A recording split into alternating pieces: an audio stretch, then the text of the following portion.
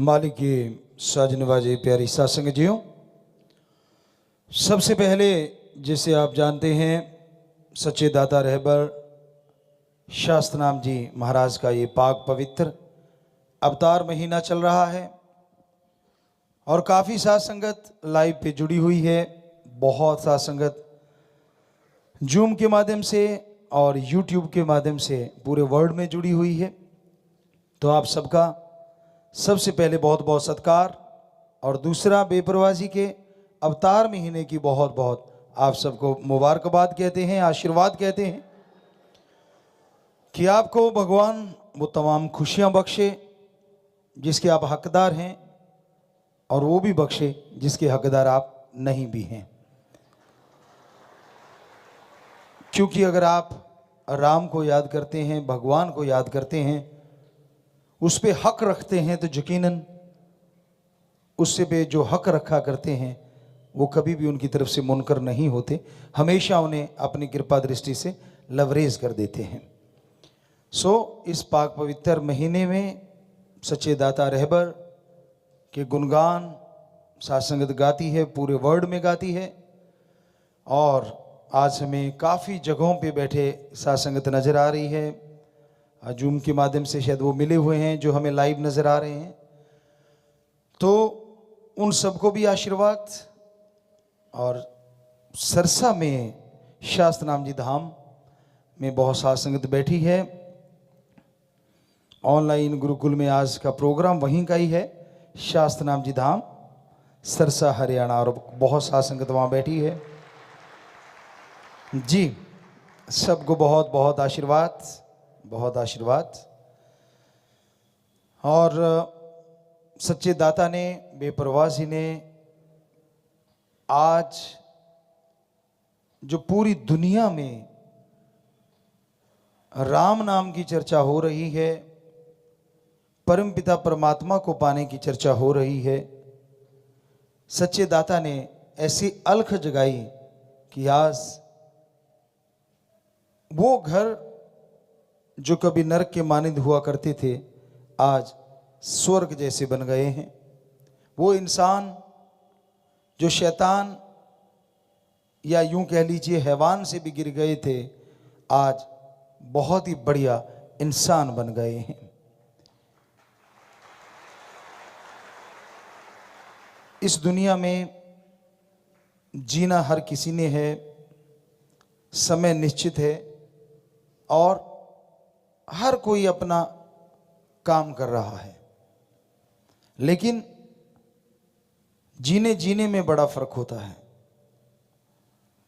संत पीर फकीर इस धरती पे आते हैं ताकि परमपिता परमात्मा की औलाद का जीवन सुखमय हो सके, और बाकी इंसान दुनिया में आते हैं उसका और उसके परिवार का जीवन सुखमय हो सके। जमीन आसमान का फर्क होता है। संत कभी किसी से भेदभाव नहीं करते, संत कभी किसी का बुरा नहीं सोचते, करना तो बहुत दूर की बात होती है।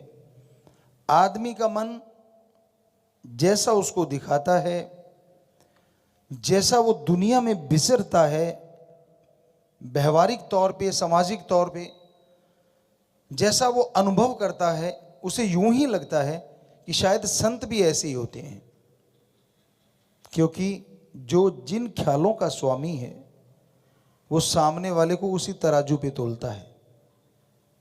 जैसे विचार खुद के होते हैं उसे यूं ही लगता है कि सामने वाला भी बिल्कुल ऐसा ही होगा, जबकि ये जरूरी नहीं होता। और हमें लगता है लगभग लगभग ऐसा सोचने वाले गलत होते हैं। हर आदमी की फितरत अलग होती है, सोच अलग, विचार अलग और तकदीर अलग, नसीब यानी भाग्य अलग होते हैं, कर्म अलग होते हैं। पर ये इंसान की मनोदशा है, वो अपने दायरे से बाहर नहीं निकलता। जैसे कुएं का मेंढक होता है, उसको नहीं पता होता कि इससे बड़ा भी कोई जगह है। वो सारा टाइम उसी में घूमता और उसे लगता है देखो मैं कितना बलवान हूँ, एक किनारे से डुबकी मारता हूं, दूसरा किनारा पकड़ लेता हूं। कहते किसी दिन बाढ़ आ गई और कुआं भर गया और वो कुएं का मेंढक निकला तो समुंदर में चला गया। बेचारा डुबकी मारे, उसे लगे किनारा आएगा, किनारा सारी जिंदगी गुजर गई, किनारा ना मिला। फिर उसे पता चला कि नहीं, बहुत कुछ है दुनिया में। तो उसी तरह आप अपने विचारों के तंग दायरे में कैद हो जाते हैं, आप अपनी आदतों के गुलाम हो जाते हैं। कब इन सब से आपके अंदर आत्मबल गिरता चला जाता है और आत्मबल के गिरने से आप अशांत और दुखी रहते हैं। अपने इस तंग दायरे से जरा बाहर आइए, बहुत बड़ी दुनिया है। और संत पीर फकीर सिर्फ इसलिए आते हैं कि आपको कुएं वाले मेंढक से निकाल के समुद्र का मेंढक बना दिया जाए, ताकि आप तारी मारते रहें और खुशियां लूटते रहें, कभी कमी आए ही ना। अहंकार टूट जाए, खुद ही मिट जाए। बेपरवाह जी ने वचन फरमाए हमेशा, सबका भला सोचो, सबका भला करो और जितना हो सके सेवा करो।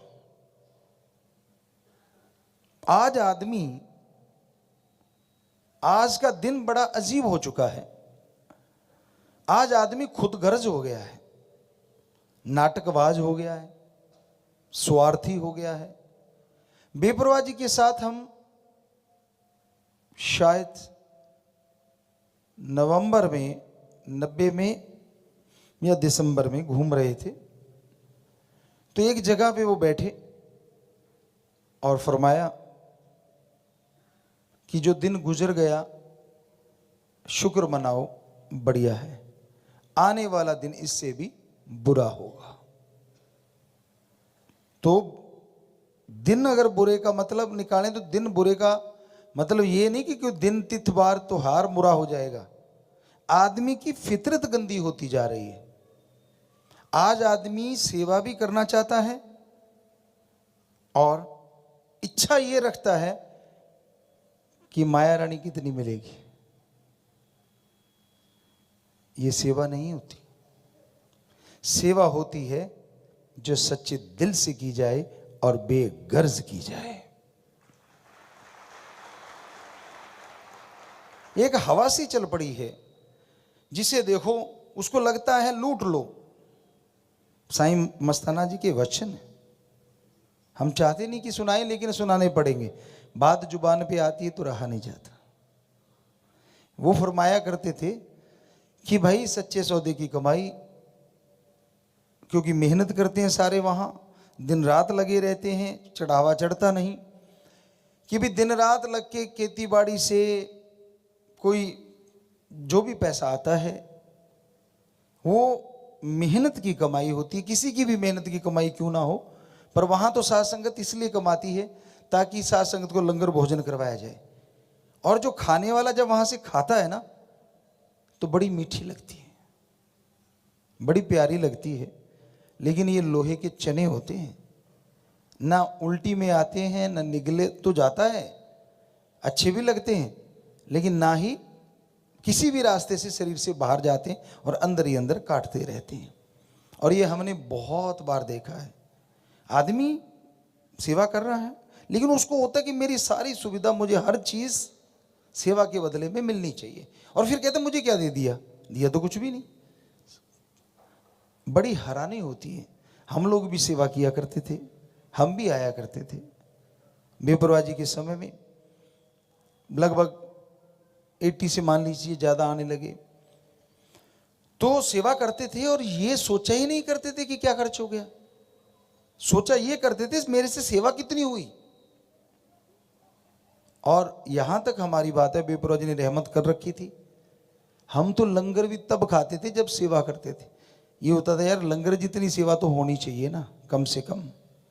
नहीं तो बाहर ब्रेड बनते थे और उस समय एक दूध में सोडा थोड़ा मिला के कुछ बनाया जाता था, बड़ा पुराने टाइम की बात है। तो वो पी लिया करते थे, पूरी वगैरह भी एक आधी कंटीन पे वहाँ बना करती थी, वो खा लेते थे। लेकिन जब लंगर भोजन खाते थे तो ये होता था, यार साईं जी का लंगर खाया है, अब सेवा तो करनी ही करनी, अपनी अपनी थ्योरी होती है। और आज टाइम ये आ गया है, जो मर्जी ले लूँ मैं, मेरे ये दे दो, मुझे ये लगा दे, मुझे वो बना दे, मुझे फलां दे दे, मुझे फलां दे दे। क्यों? क्योंकि मैं सेवा कर रहा हूँ।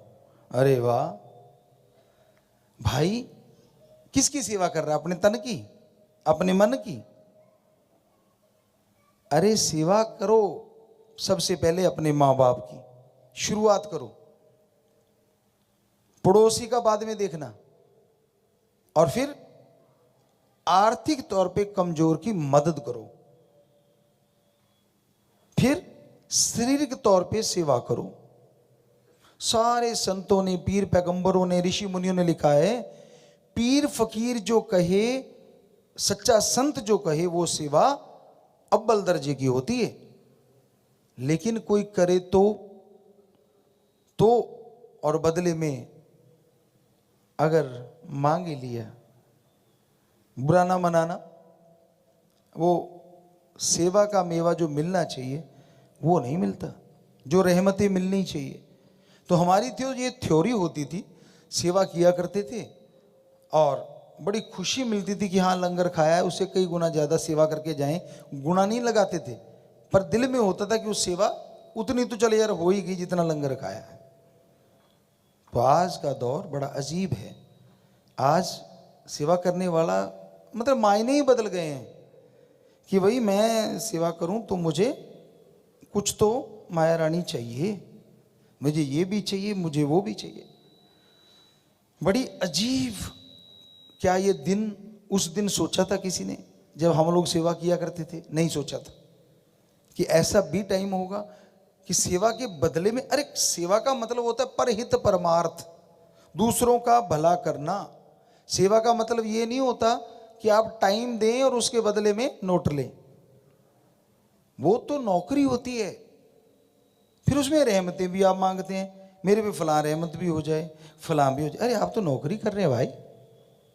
सेवा का दर्जा बहुत ऊंचा परम पिता शास्त्राम जी महाराज ने इसलिए दिया है क्योंकि जो परमार्थ बेगर्ज सेवा करता है उसकी कुलों का उद्धार सतगुरु 1 मिनट में कर देते हैं। तो ठीक है, घर परिवार को चलाने के लिए सब कुछ चाहिए, हर इंसान को चाहिए, लेकिन हद भी तो कोई चीज होती है। सो बेपरवाह जी ने सही मायने सिखा दिए कि सेवा कैसे करनी चाहिए, पुण्य कौन सा सही होता, दान कहां करना चाहिए। जरूरतमंद की मदद करो, कोई बीमारी से तड़फ रहा हो उसका इलाज करवा दो, किसी गरीब की बच्ची की बेटी की शादी ना होती हो उसकी मदद करके शादी करवा दो, कोई गरीब बच्चा ना पढ़ पाए पुस्तकें दो, किताबें दो, उसे कपड़ा लत्ता देके उसकी मदद करके उसकी पढ़ाई करवा दो ताकि वो अपने पैरों पे खड़ा हो जाएगा। यानी जरूरतमंद की मदद करना तन से। आप जो दिव्यांग होते हैं, दिखता नहीं, रास्ते में खड़े हैं, भटक रहे हैं, हाथ पकड़ के उनको मंजिल तक पहुंचा दिया, पूछिए मत, बहुत बड़ी सेवा है। मंद बुद्धि हैं, दिमाग सही नहीं चल रहा, हमारी सासंग तो बहुत कर रही है और इस बार हम जरूर जिम्मेवारों से आंकड़े भी चाहेंगे, किस ब्लॉक ने अब तक इन 5 सालों में मंद बुद्धि या दिमाग से जो ऐसे हो गए थे कि पैदल हो गए थे उनको वापिस उनके घर पहुंचाया, और किस ब्लॉक ने सबसे ज्यादा ये काम किया। ये भी महान सेवा है। बिछुड़े बच्चे को उसकी मां से मिला देना कोई छोटी मोटी सेवा नहीं होती। यही नहीं, सेवा तो इतनी है, आप करते जाइए। पर आपको जैसे बोला कि बेपरवाह जी के वो वचन याद आते हैं कि जो दिन गुजर गया शुक्र मनाओ, आने वाला बहुत ही खतरनाक है।